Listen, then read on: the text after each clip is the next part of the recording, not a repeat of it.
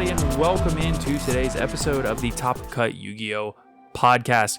My name is Sunny. I am, of course, here with my co-host, Caleb. Yo!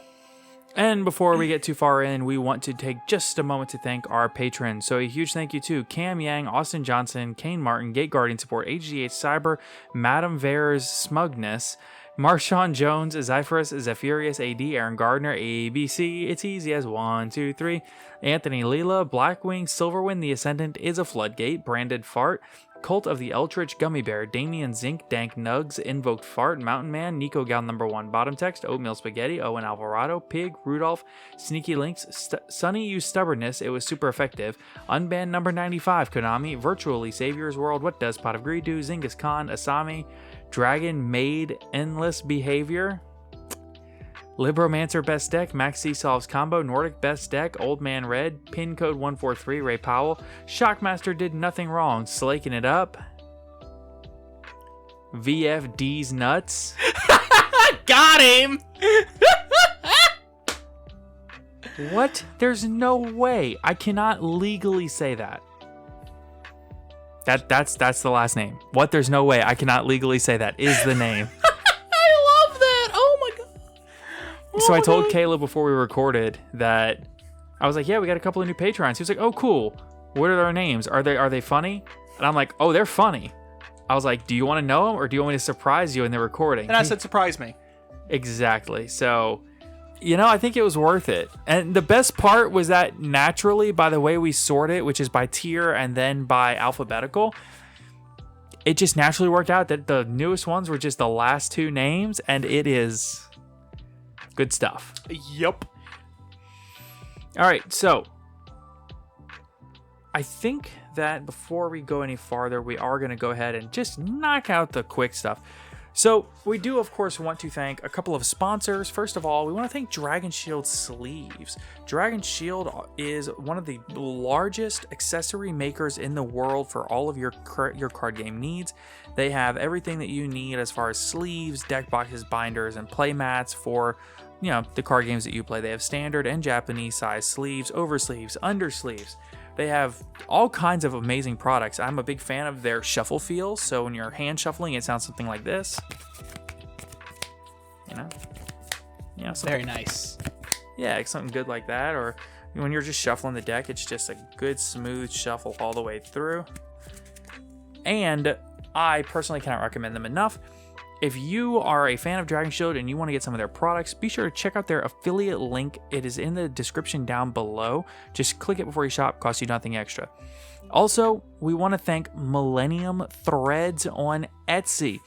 Millennium Threads is a shop that they sell all kinds of Yu-Gi-Oh branded or Yu-Gi-Oh themed products. You can get hats, hoodies, and things like that. One of his more recent products that I'm super keen on is the Crush Card Virus. Yes, so you can put on like a hat or something. Oh, it's so cool. Yes, so that was made for actually Crush Card YGO, Crush Cards, which is Brian and oh gosh, now I feel like the worst person in the world for not remembering her name. She's super nice. We met her at Charlotte. Oh my gosh, they were so cool. Yeah, they gave us an awesome sticker. It's on my deck box. Yeah, but Brian and you know what? Nope, this is not gonna work. I have to go look it up now. All right, while you're looking it up, I will talk a little bit more about Millennium Threads. He did send us both like hoodies. I got me a zip-up hoodie because that's just my personal preference, with our logo on it, and oh my god, does it look amazing. So hey, Millennium Threads, if you're listening, thanks. This is great. Like, it really is. Yeah, I really cannot say enough how great they are. Honestly, just it's good stuff. Yeah, I enjoy my hoodie immensely. Brian and Logan, I'm so sorry. If y'all are listening, I'm so sorry. I'm bad. I'm so bad with names. 1,000 apologies. We have dishonored you. Yeah, I'm so sorry. I had a long day. I work outside. It's like 110 degrees today. God. With like 90% humidity. It was horrible. Yeah. But once again, thank you to Millennium Threads over on Etsy. Their link will be in the description below. Yeah, absolutely. Check out Millennium Threads on Etsy, of course. Check out Dragon Shield. Their link will be in the description. Also, if you're shopping on TCG, check out our TCG Player affiliate link. which will also be in the description down below. All right, now we got all that out of the way. Yep. All we have left to do is say, if you're on YouTube, be sure to check out subscribing if you enjoy the episode, if you enjoy the content. Be sure to leave comments, likes. If you're on Apple or Spotify, be sure to go ahead and just click that follow button. Costs you nothing. It helps us out immensely. So, okay. Well, now let's get into some new products. Yes. Sorry about that. We went kind of long there. Normally our intros try to be like 3 minutes. That one was like 5.5, but we try. We tried. Yeah, we're trying to make them shorter, I promise. All right, so let's first talk about the Magnificent Mavens product. So Magnificent Maven, the 2022 Holiday Box Booster Set, combines dozens of popular cards from previous sets with new cards for Sky Strikers, Mayakashis, Witchcrafters, and Ishizu Ishtar's deck from the original animated series. Ishizu, she did Earth Fairies. Yes. The all-foil ultra-rare booster set includes new cards for these 4 themes, plus dozens of cards available once again, including hot cards like Blackluster Soldier, Soldier of Chaos, Sword Soul of Mo Yi, Trap Trick Sarah, and Blue Eyes Abyss Dragon. Each box of Magnificent Mavens contains 1 pack of 70 card sleeves, which is one of 6 new sleeve designs for Sky Strikers, Mayakashis, or Witchcrafters, 4 booster packs with 5 ultra-rare cards per pack. And then select cards are also available in the Egyptian Hieroglyphic Pharaoh's Rare Ultra Rare foil style. Like the Egyptian gods, huh? Yes. From last year. Right, yes, from King's Court. Yeah. Yes. And the product release date is November 3rd as of right now, but I'm going to be honest with you. I'm thinking it'll get pushed back into December. Either into December or like mid to late November, around Thanksgiving. Yeah. I think they probably want it on shelves before Black Friday, but yeah, we'll bare see. minimum before Christmas. Yes. Hence the holiday box thing. Right. I know a friend of ours who's going to probably be buying a lot of that. Yes. I think that this including 70 card sleeves is a really nice addition. Oh yeah, no, because that's enough for your main, side, and extra. No? 40, No. 55, 70. I guess if you play a 40 card deck, Yeah, it is. if you play a 40 card deck, it is exactly enough for your But who does mains. that these days? Me. Why? There's so many cards that increase consistency in the game. It makes no sense to play 40 I'm these playing days. Dino. And? I can't increase my consistency any further without like Pot of Prosperity instead of Extravagance. That's fair. All right, let's go ahead and get on into the... Okay, hold on. So, next up, we actually have the full list for OTS19. Yeah, that one. That's what I was going to get into. So, earlier today, it was kind of a big thing on Twitter, and I think yesterday, too, was that the tokens are Slime Token and Mask Token, which are disappointing. To say the least. I made a post about this on Twitter. Yeah, don't get me wrong. I enjoy our slimy boy, and the dude. He's just some dude. Yeah, they're just anime tokens, which I mean, listen, that's fine, you know. But throw the anime tokens in somewhere else. And I'm not gonna lie, I like the slime token a lot. I think it's a cool looking token. Oh, so do I. Expansion Ultra? Ugh. That'll be super. Oh. It's an OTS pack. I thought there were Ultras. There are no ultras in OTS packs. Well, look at me being stupid. What's new? Okay, so... Whoa, yeah, well, exactly. if you don't respond, then it's just mean. That's why I didn't respond. Okay, so moving into the actual cards. So we have Fallen of Albaz, Water Enchantress of the Temple, and Skill Drain as ultimate rares. I mean, they're good enough ultimate rare picks, I guess. Some people did ask for a Skill Drain reprint, but I don't think that meant like this. Yeah, no, it would have been much better as a common here. Yeah. And then for supers, we have Caius, the Shadow Monarch, normal Caius. Yes. Trap Eater, Pain Painter, that's a cool one. DD Baphomet, thank you. Yeah. Performant Pal, Odd Eyes Dissolver, DDD Flame King Genghis, DDD Oracle King, Dark. Dark, Forbidden Chalice, and then for the commons we have Hercules Beetle, Kuwagata. What symbol is that? I think that's... I don't think it's alpha. I think it's something else. Because on my notes, it's not showing up the right symbol. Yeah, it's some kind of weird symbol. Hold on, let me look at it on your screen. Well, it just looks like a lowercase a on my screen. That's Alpha. Is it? That's Alpha. It's Kuwagata Alpha. Okay.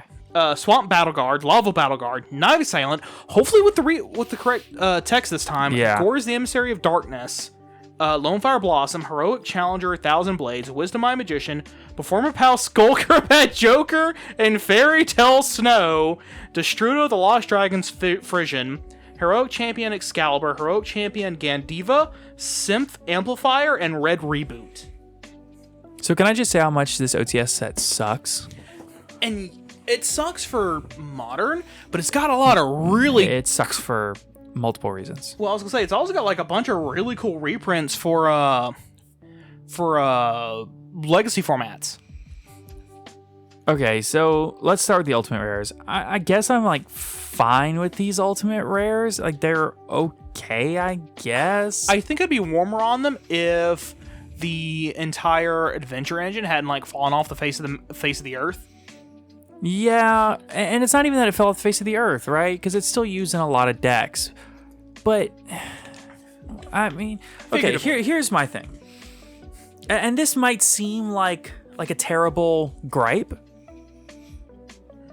But if you look at OTS sets of the past, they all had a generic card.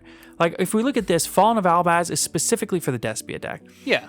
Water Enchantress is specifically for adventure decks. And let me guess, whether or not you want to admit it, Skill Drain is specifically for Eldritch. Right. Or retro formats, if you want to go that way, which is fine. I mean, to be fair, normal summon Beast King Barbaros under Skill Drain, beat face. Right. And you know, that's fine. I guess you could almost call Skill Drain like the generic card of these. But in quotation marks. Right, but when you go back and look at other sets, you've got Divine Arsenal AA Zeus. That's just a more generic card that a lot of decks play. Anything with exceeds. Yeah, Nibiru the Primal Being, Infinite Impermanence. These are just cards that a lot of decks play.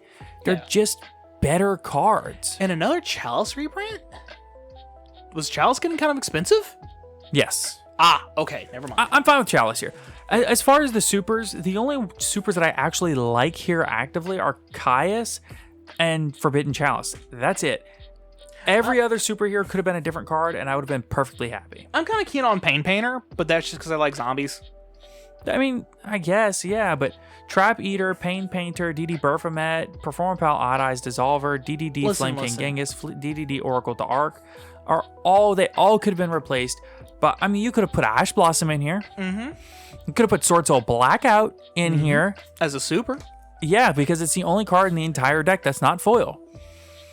There's a lot of things that they could have done and probably should have done. I mean, if we're reprinting Caius the Shadow Monarch, because it's a $3 or $4 card for retro formats, why aren't we reprinting other retro format cards besides this and Chalice? Gore's and Lone Fire's also in there too. Oh, I mean, okay, in the commons, sure, I guess, but like if you're gonna give love to retro formats, I mean, Gore's and Lone Fire were already dirt cheap cards.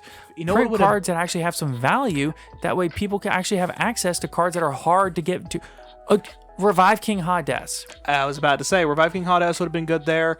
And, like, maybe even, hey, we want to slip, like, a band super in there just for retro formats. Absolutely. And slip in, like, a Metamorphosis or a... Trap Dust Shoot. Trap Dust Shoot.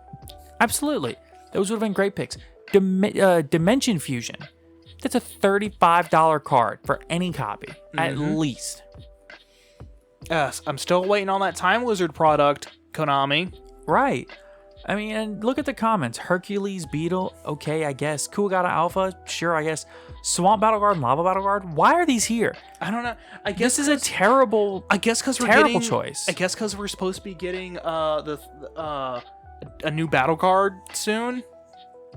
Like Battle Guard Shaman, I think he's called.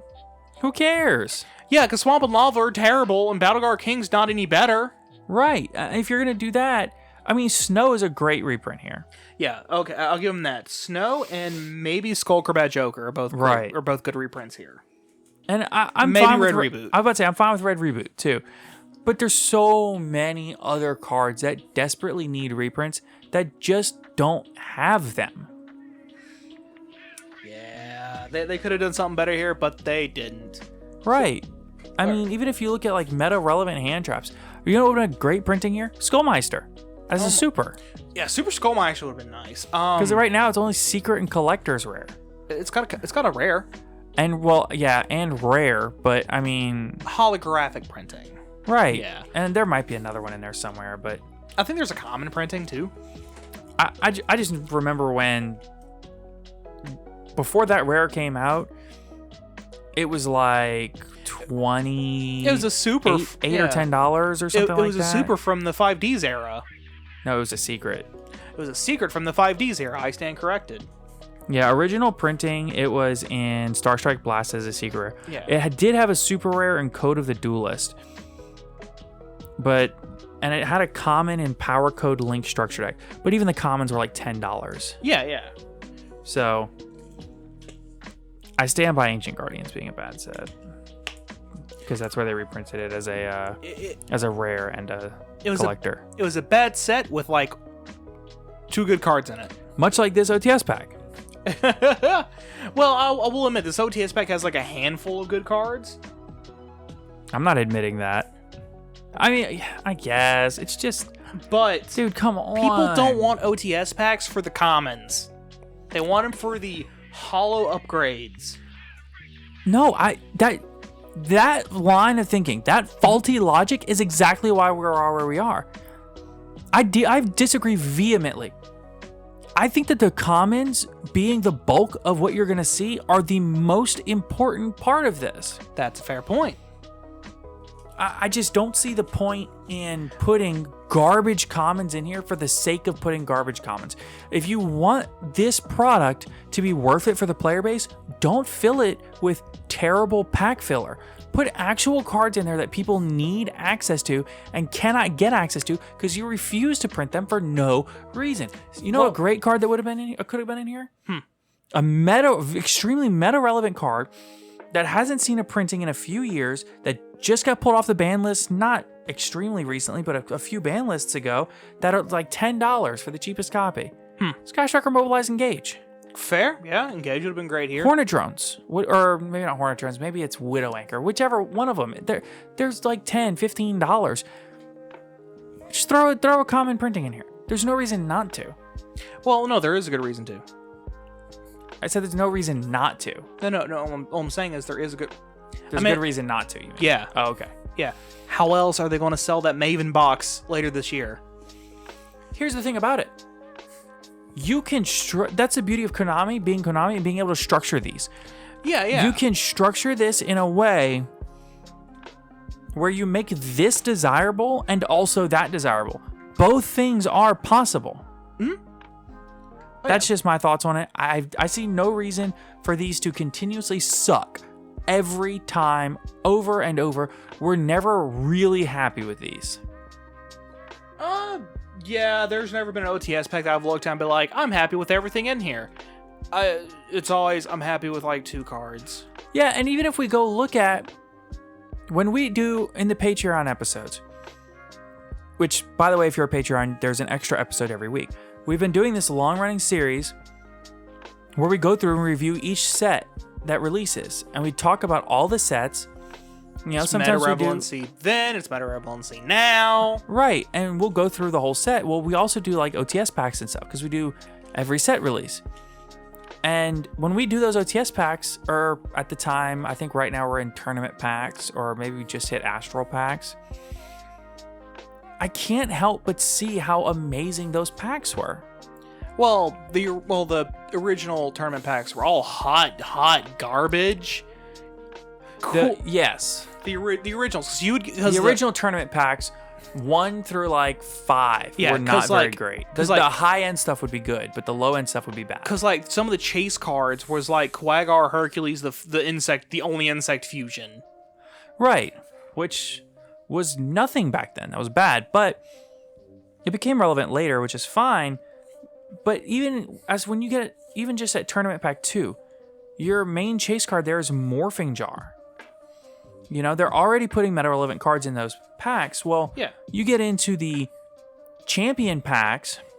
That's when they're like, well, this card hasn't been reprinted as a common yet, so here you go. Right. Or, hey, this could use a nice bump. I mean, there's that one champion pack. I think it's got Pyramid, Turtle, Gravekeeper, Spy. I mean, it's got like 4 really good cards in it. Yeah. And now we get these champion packs, and I get that they have to fill it up a little bit more because there's a super in all of them, but that doesn't give them an excuse to make them bad. That's not an excuse for poor card choices. You have 10,000 cards to choose from, and you have probably 2,000 or 1,000, probably somewhere between 1 and 2,000 that see regular play, some way or another. Yeah, I'd probably say closer to 500. Maybe 500 if you're just talking about meta play. Yes. If we're including retro formats, if we're talking about GOAT format, Chaos format, if we're talking about Teledad, if we're talking about, Edison, Plant Synchro, all these different retro formats, there's cards that are relevant in those formats that are expensive. I just had a really cool idea for a product they could push. Go for it. Okay, so Time Wizard pack. The one that we've been hollering about. It's an OTS pack, but nothing but reprints from just random eras. So, like, you'll open up a pack, get a Metamorphosis, a Dandelion, and a Caius. Right. It's just random cards from all retro formats, and that's it. That's the entire set. Random, but expensive how cards. would you distribute those? I would probably do, probably in the exact same kind of thing where you got, like, a certain amount of, 3 ultis and a certain amount of supers and commons. No, how would you distribute the cards in the pack?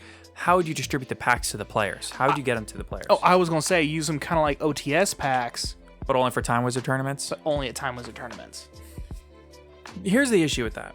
They have to have Time Wizard tournaments, first off. Konami would actually have to care enough to host Time Wizard tournaments. Yeah. And they created the format, and they don't care. They expect the community to just do it themselves, which the community is really great at doing. This community will find a way to do this themselves. But here's the thing. They shouldn't have to.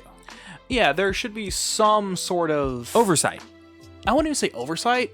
At least some sort of push to at least make it feasible for an average player to pick up some of these old cards. Yes. Like Metamorphosis, which is kind of needed to play like GOAT. $11 or $12. Yeah, which is needed to play GOAT. Right. Or just even getting the big 3. Trap Dust Shoot is like a $10 to $15 card. Yeah. And that's played in GOAT format, and every format from its release all the way to its banning, it's played in all of them. Bruh. Vayu the Emblem of Honor. That's a great one.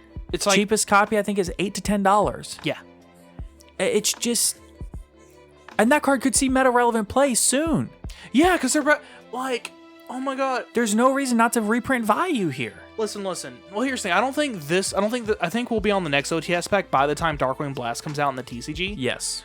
They might reprint Vayu there. And maybe. They should. And by God, if they do, it better be a common, or it should be reprinted as a common in Darkwing Blast itself. That won't happen because Darkwing Blast is a core set and they do not do reprints in core sets. They need to start doing reprints in core sets for stuff like that. No. I don't want reprints in core sets. Fair enough. I see where you're coming from. I just don't want reprints in core sets. Another possibility is the side set for... Or give us promos back in special editions. Yeah. Special editions with promos, and promos having things like Vayu could be great. Yeah, or even like... Well, another possibility is them putting it in next year's, like, King's Court. Like side set? Yeah, like next year's side set. They could even put it in Magnificent Mavens. Yeah, just slide one in there. Yeah. Just slide one in there. They could even put the Ghost Girls in there. Yeah. Oh, definitely could put the Ghost Girls in that, since it's a female-centric. Right. Well, it just bothers me how they structure these is all. That's all I'm trying to say. But yeah, like I said, that, like, I just really want a Vayu reprint, because, God, Vayus are expensive. Yeah, now that you're playing a Blackwing Edison deck with no Vayu, you're like, dog, I need Vayus. Because there's been several times where I'm like, listen, I would love to activate Black Whirlwind here, but I have no more targets. Right. Or I would love to activate Shura here, but I have no more valid targets. Right. It's just... It's infuriating. Yeah, and I don't have $8, I don't have $10 to go drop on a card that I'm only going to use once. Exactly. Because that is when tournaments are kind of few and far between, unfortunately. Right. Okay, so moving right along, let's get into some new cards. No, let's talk about the OCG ban list first. Well, I was going to talk about that after the new cards, because new cards, new! Well, I was Shiny. just going to finish out this segment with the new cards, and then, if that's okay with you. Okay, that's fine, that's cool. All right, so let's do the OCG ban list. We're just going to kind of glaze over this and talk about why these cards might have gotten the hits they got, because at the end of the day, we have not done an OCG meta update in a long time, probably like 5 months. I mean, because it's kind of not pertinent to us.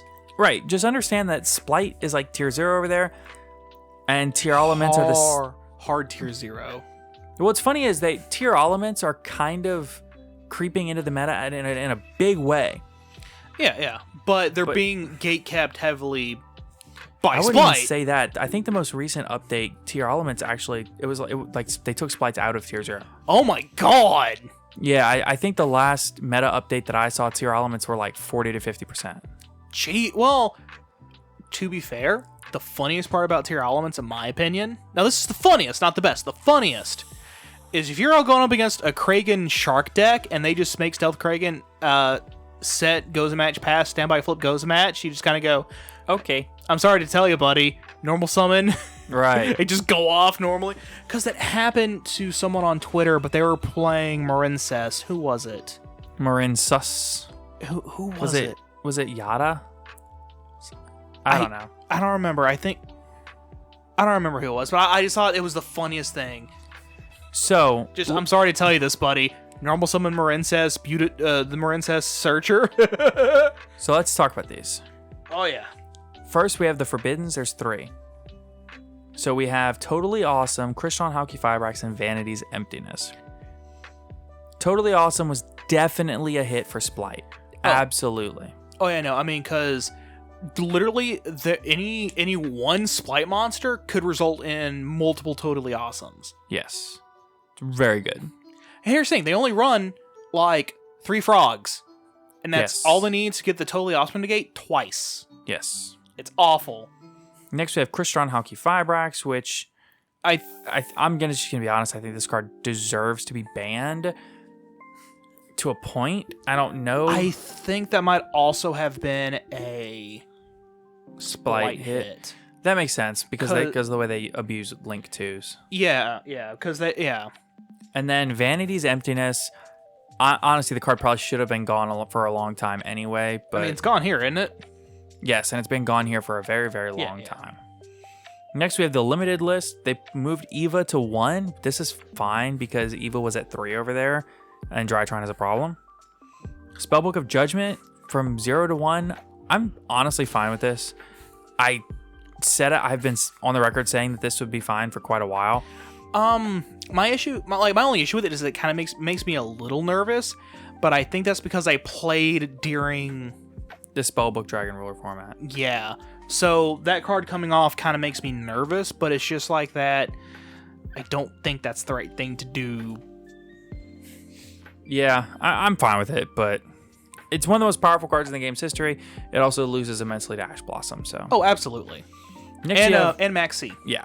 And the last limited card is Branded Opening. I'm fine with this. This is just a hit to Branded because they hadn't hit it yet over there. Semi-limited, you have Gen X Ally Birdman.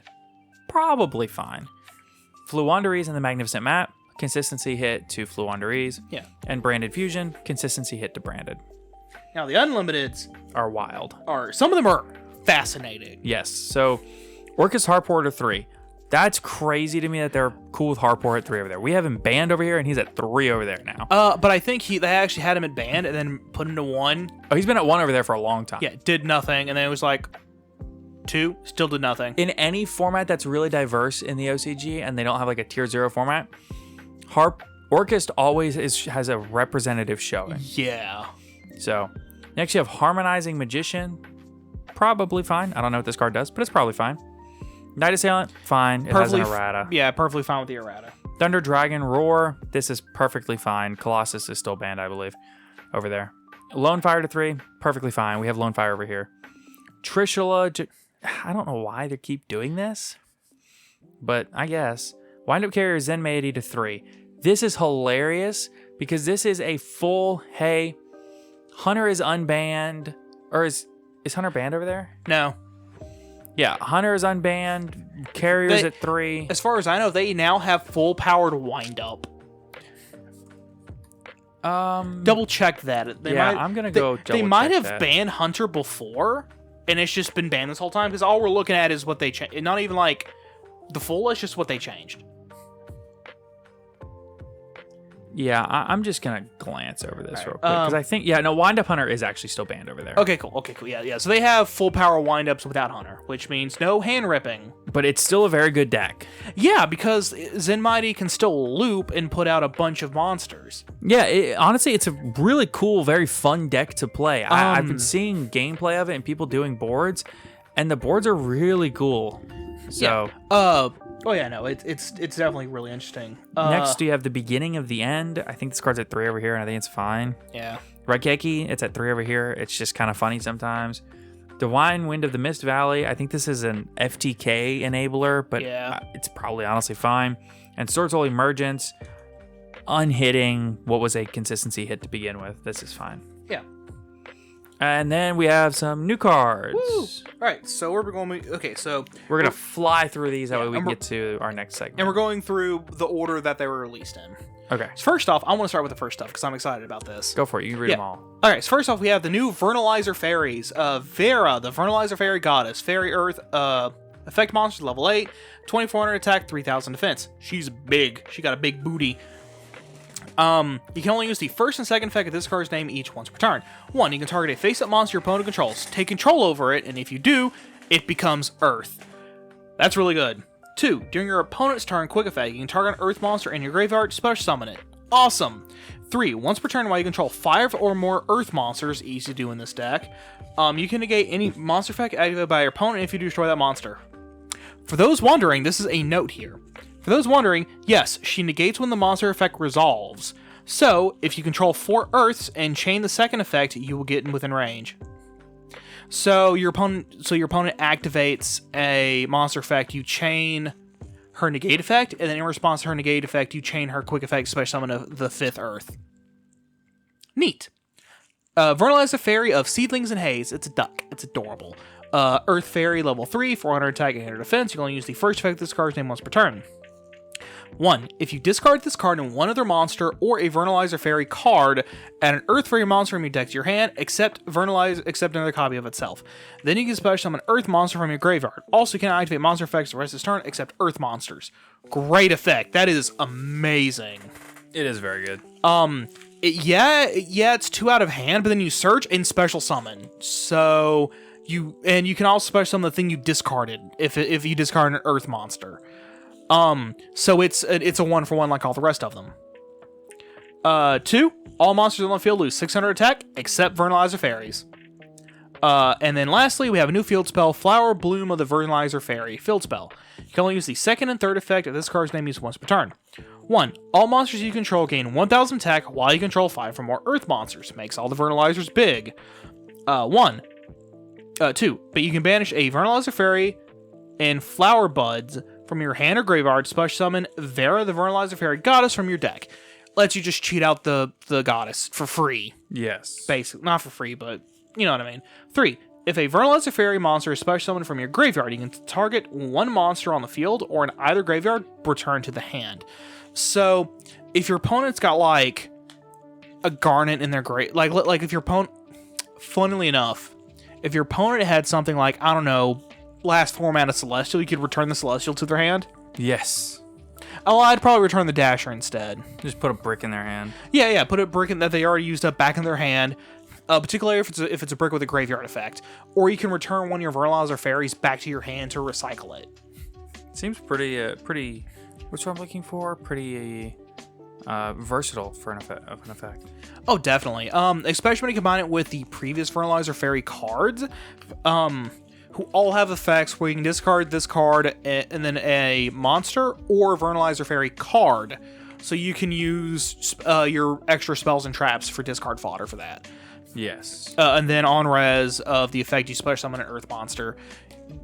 And even if your graveyard's empty, it's still, as long as if the other monster you discard is an Earth monster, like I said, it's still a valid target to special summon off that effect. So even just beginning your turn with activate effect of the duck, of Ceilings and Haze, discarding it and another Vernalizer Fairy, you'll get your search and then special summon that other Vernalizer Fairy. You haven't even normal summoned yet, by the way. And then if you add another Vernalizer Fairy, if you have another monster discard, activate that effect, discard. This deck has a lot of potential. Oh yeah, definitely. I've done a lot of like just kind of reading the cards and seeing how they kind of chain together. My biggest issue at the moment is figuring out how to make everything cohesive, if that makes sense. And right. Yeah, trying to figure out the specific lines and into what inboards. Right. All right. Next, we have some more Draco Slayer cards. Oh no. Yep. So first card is Ignis Phoenix, the Draco Slayer. Level 4 Fire Warrior Pendulum Effect Monster, 1700 attack, 1900 defense. Pendulum scale of 7.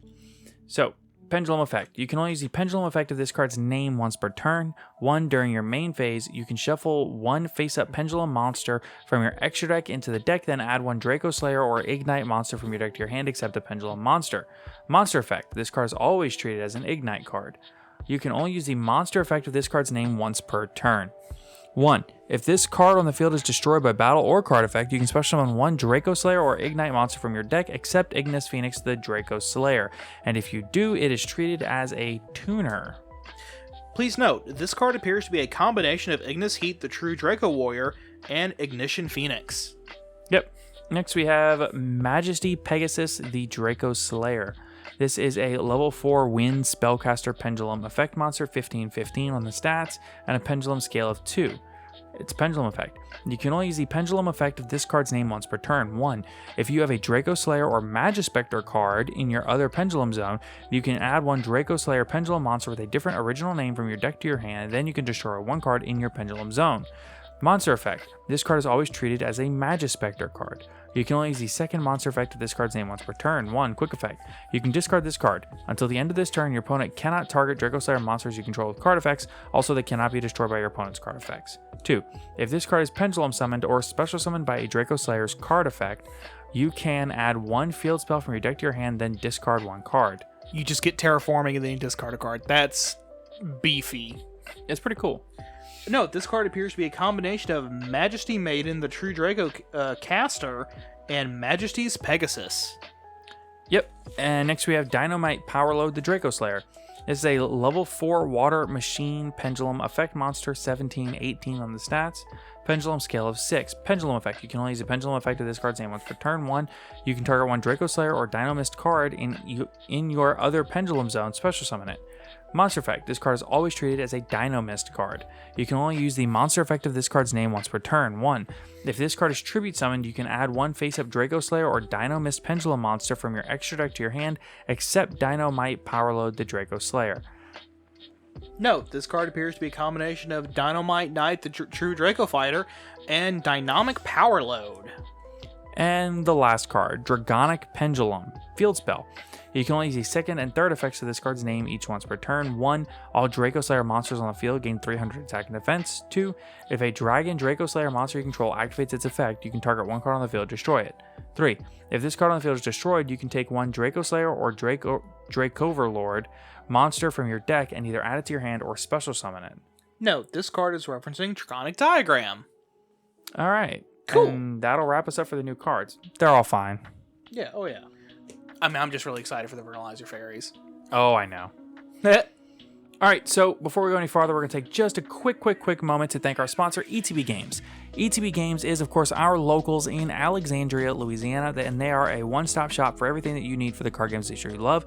They have, of course, all of your singles and sealed product. They have your accessories like deck boxes, sleeves, binders, playmats, etc. They also have Dragon Shield products. And, of course, you can also get everything that you need for the board games and tabletop games that you love. You can get figurines, paint for them, you can get the book guidebooks, you can get the big tabletop mats, whatever you need for those games. So be sure to check out ETB Games in Alexandria, Louisiana. Their link is in the description down below, and if you're interested in their monthly ETB Battle City Day Yu-Gi-Oh! Tournament, this month's will be on June 25th, and it will be an Edison tournament. So if you want to come, please come and check it out. Me and Caleb should both be there, And with that said, let's get on into our next segment. So, this segment is a little bit different. We want to cover the process of buying and selling Yu-Gi-Oh cards. So, a lot of people, like we say this a lot, we have a lot of newer players in the listener base. And what a lot of people don't really understand about Yu-Gi-Oh is the secondary market. Now, we're not saying that's a bad thing. But it's something that you really probably should know something about. Oh, yeah. If you don't know, it's fine. It is what it is. Here's the information for you. Right. So, first thing we want to cover is the process of acquiring cards, right? Mm-hmm. I would say that there's 4 major ways to acquire a card that you want or are looking for or need. And Caleb, what would you say the 4 ways to get them are? Let's see. Based on the way I think you think, it would probably be something along the lines of, I don't know, buying packs. Yep. OTS stores. Yep. Trading and online purchases. Yep, that is exactly correct. So the first thing to think about here is buying packs. So the thing about packs is, and sealed product in general, that unless you are guaranteed the card that you need out of that product, like the old 10s from the early 2010s, right? Or even more recent examples might be something along the lines of the Dual Devastator. Yes. Or structure decks. Especially structure decks. Absolutely. If it's not a guaranteed set list of cards, then the product is going to be a little bit crustier, just by nature. Yeah, because at that point you're gambling, trying to get what you're looking for, but you probably end up with a bunch of stuff that you don't need that you can just trade for the thing you need. Right. That's getting into something altogether separate. But then you're still end up with probably a lot of stuff that's just going to sit in your bulk forever. Literally forever. There are cards that are specifically designed to sit in people's bulk boxes for the rest of eternity. Sure does feel like that. So, if you need a specific card, I would not recommend purchasing sealed product to get it unless it is guaranteed in that product. Now, that being said, if you're looking for, like, let's say you're looking for the Sword Soul stuff. Right. Just any Sword Soul card. Right. Then buying sealed product might be a little bit better, just due to the fact that out of one pack you might get 3 or 4 different things that you're looking for. Right. But then there's that trade-off of you might also not get any of it. Yeah, and I would say that if you're interested in a swath of cards from a particular set, first of all, it's probably still cheaper to buy those cards online. Oh, yeah. But if you do want the thrill of buying sealed product, first of all, never buy sealed product if money's too tight for you or anything like that. Don't ever put yourself in a bad position. Say, like, oh, well, I've got $20 and I need these 3 or 4 cards. And I know they come in this set, so I can get 4 booster packs. And that'll cover, like, taxes and stuff. Yeah. What if you don't get any of them? Exactly.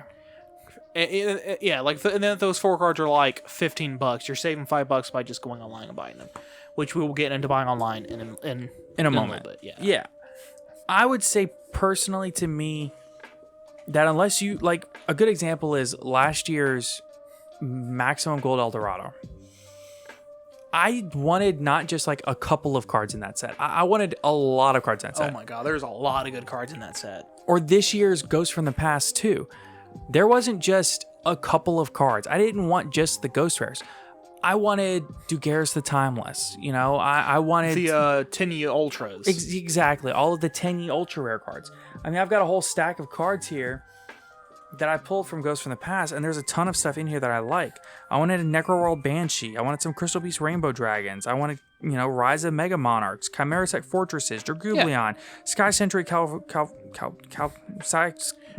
Cavalry Centuria. Yeah. Decode Talker Heat Soul. There was a bunch of things in here that I wanted. So it made sense for me to get those, even though I got mine from prize winnings. Regardless, I was probably going to think about just buying a display of it anyway. Because there's just so much that I want. Yeah, oh yeah. Stuff that's not chase cards. Oh yeah. You know? Now, the best way, in my opinion, and you'll probably agree with me on this, to get cards, is just buying them online. But you got to go to specific places. And I'll be honest, I would not even say buying them online. I think from an ease and best price point, yes. But I think if I had to say the number one thing that people should try to do first to acquire a card is go to your local OTS store and either try to get the card from your local OTS store. Or ask if they'll even order it for you. Because sometimes they'll do that. Yes, that is a thing that some OTS stores will do. If you say, hey, I want to buy this card, I'm willing to pay full TCG Player retail on it. Just if you order it for me from TCG Player. Because sometimes there might be a little bit of a markup, but it helps support your store. But most are not going to do that.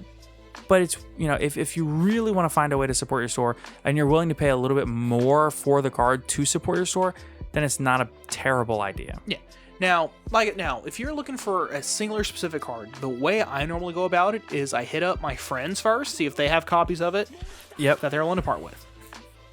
Then I go to my OTS, which is ETB over in Alexandria, Louisiana. Yep. Little shameless plug there. And then I ask the people there, I'll go there in the tournament and ask if they have it. If not, cool. I'll go up and ask the actual store itself. Yes. And then if they don't have it, then as a last resort, you check online. Yes. And we'll get into websites we trust for that kind of thing later. Right. But I would say check out your OTS, check out their singles, check out their sealed product. Just try to support your local OTS because at the end of the day, that's pretty much one of the most important things that you can do is supporting your local OTS stores. And a lot of OTSs, it's like let's say you go up and you look in their display case and they don't have it. A lot of them have like a ledgered list of everything that they have in their bulk. I've never seen a ledgered list of bulk, but they will all, if you ask them to see their bulk, let you go through their bulk. Oh yeah. They'll have, a lot of them will have like boxes of like, okay, here are the cards are like $1. Here's like the $5 cards. And they'll gladly let you sit there and go through and see what you can find. Right. So I personally am a big fan of OTSs. I can usually find what I need at the local OTS. But if I don't, then the next step is ordering online. Now, ordering online for Yu-Gi-Oh cards is something that you have to be a little careful of. If you're a returning player that's been out of the game for years, like we were out of the game for close to 7 years, something like that when we got back in. 8, let's just say 8 years to be safe. Right. And when we left the game, TCG Player was not a thing. Our options were Amazon and Troll and Toad. Pretty much. There might have been, I think you could also get some things on ARG around that time. Not a lot, though. ARG was a little bit more limited, in my opinion. Or eBay. You could also do eBay. Yeah. eBay, you're a real hit and miss. But in my opinion, right now, the two places that you can buy cards, well, 3 really. So you can buy from either TCG Player, which is my preferred buying place. Mm-hmm. For multiple reasons. Yes. Or you can buy from eBay, which is the next best thing. Most because now eBay's got a lot more buyer protections. Yeah, that they did not have when we were playing back in the, back in the gap. Yeah, or back in the early 2010s. So if you ordered let's say you ordered a near mint first ed secret dad, they could just send you the structure deck super and you had no recourse. Right, so for us, it was kind of ingrained in us not to use eBay. But these days, eBay is actually a pretty reputable source. The best thing to do is type in the set code of the exact card you're looking for, and usually it'll just pull up that exact card. And I would say that if you're even in a store and you're doing trading, just pull up TCG Player or eBay on your phone. So you can kind of get the idea, okay, this card's worth, the card I have is worth about $5. The card I'm looking to trade from my friend or whoever I'm trading with is worth about $6. It's like a $1 disparage there, but a lot of people just kind of shrug at $1. Exactly. Or be like, well, can I have this little 20-cent card you got sitting there and we'll call it even. Right, exactly. That's called a throw-in. Yeah, throw-ins can make or break a deal. So I would say TCG Player would be my first option. eBay would be my second, because a lot of times you can actually get the card cheaper on eBay than you can on TCG Player, because I find that sellers on eBay are willing to price their cards a little bit more aggressively. Partially, I think that's because that's people just trying to get rid of them, as opposed to trying to get money to put back into the game. Yes, I think that TCG Player is more... I think eBay is more individuals and TCG Player is more businesses that are selling their cards as a product versus somebody just trying to dump and offload some cards to get something else. Yeah. So, and not, don't get by a lot, on eBay, like just a lot of like 50 cards where you can just, it can be anything. Yeah. Try to buy actual individual cards. Unless they have a picture of the lot and you can see all the cards in it and you're like, okay, I need like half of that stuff. Yes. That's the one a little bit different. That's the one exception because you know what you're getting. But you also have to be careful on eBay. Cross-reference the two. You don't want to buy a card that's listed for $2 on eBay, but it got bought out on TCG Player to $28, Exactly. And vice versa. So be diligent, do your research, get all of the cards that you need at a decent price. And I would say personally, like I said, I'm more of a TCG Player person. I swear it's not just because we have an affiliate link. But for me, TCG Player they're so much more focused on cards. And eBay does have an authentication service where the seller sends the card to an authentication center. And the authentication center, they authentify it. You get a certificate of authentication. All of that. It comes very secure when it gets to you. And that's a great service. I just have a lot more experience with TCG, so I'm more comfortable with TCG. Yeah, which is entirely fair, because the vast majority of the cards that I've ever ordered were much cheaper over on TCG Player. Right. And, of course, the third website, I assume, is Amazon. Yes. No, the third website, I would not order. I do not consider Amazon a reputable card distributor. Vendor, right. Yeah. Amazon is not somewhere I would go for cards these days. No. But I would go to online marketplaces. Reddit has YGO Marketplace. Yes. We have a marketplace within our Discord server. You can find tons of Facebook marketplaces for various things. So I would definitely check out online marketplaces. A lot of times people will sell on those marketplaces at 80 or 85% of TCG lowest verified value because they don't have to pay the TCG Player fees. So they're willing to come off it a little cheaper. And then as far as selling is concerned, I would say that selling is kind of something you have to be careful with because you don't want to offload and sell a bunch of cards that you might end up needing later. Or you don't want to offload and sell a bunch of cards that maybe they're not really expensive right now, but in 3 months they might be. Like right now, I would be picking up Totally Awesomes. Because in 3 months, I'm going to be selling Totally Awesomes. Oh, yeah, no, because splites are going to explode, and the deck itself is totally awesome, so... Honestly, they also could have put Totally Awesome in that OTS pack. They could have, but they didn't. Maybe the next one. Yeah. So, I would just say, personally, for me, if I'm selling cards... My first thought is to go on TCG Player and sell and list a bunch of cards on TCG Player, which I do all the time. I have a TCG Player seller account and I list cards on that. But I would also say that you can also sell on eBay, but your best bet might be going to your locals as long as your local game store does actually allow you to buy and sell cards within the shop from individuals, because a lot don't. They want you, if you're going to be buying cards, to buy it from the shop. Yeah. And I mean, which is fair. Yeah, it is their business. They can do whatever they want. That is entire. And I'm not saying that being the. Now, when I say that, I'm not saying that as a I guess. No, I'm like, no, that is just a fact.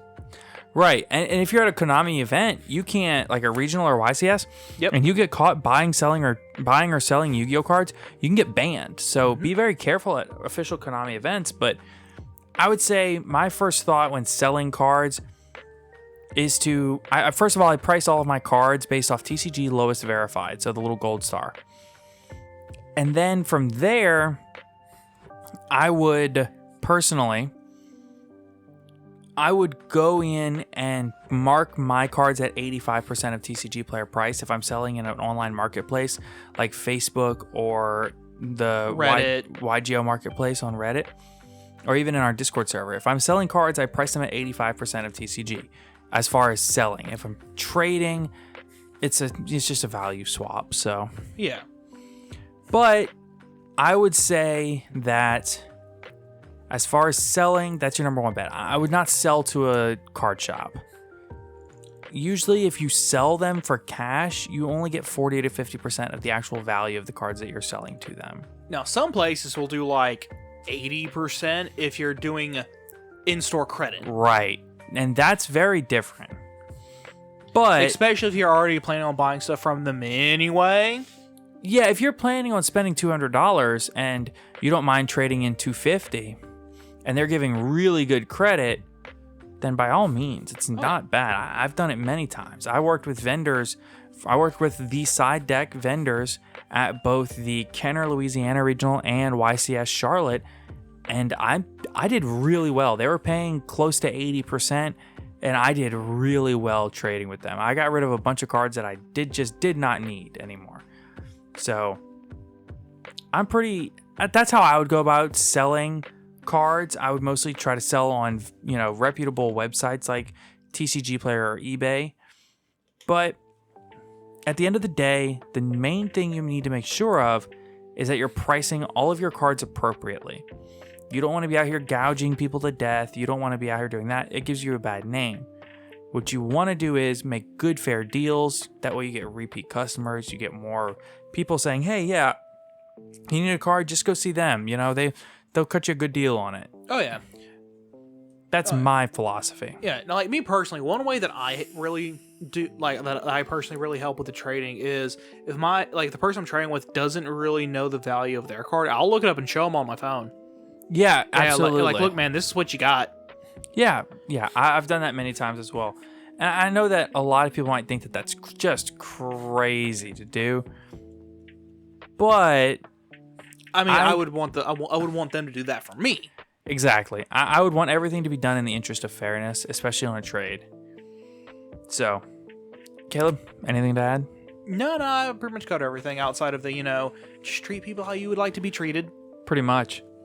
Well, that's going to wrap it up for today's episode of the Top Cut Yu-Gi-Oh! Podcast. Thank you all so much for listening. Again, if you're on YouTube and you enjoyed the content, be sure to give us a quick subscribe. And if you're on Apple Podcasts or Spotify or wherever you're listening, just go ahead, drop a follow, and tell a friend. Spread the word. We love doing this, and we love all of the communities that has been built, all of the, just in general. We love you guys. So thank you all so much for listening to today's episode of the podcast. And until next time, have a great week, everyone. Take care, everybody.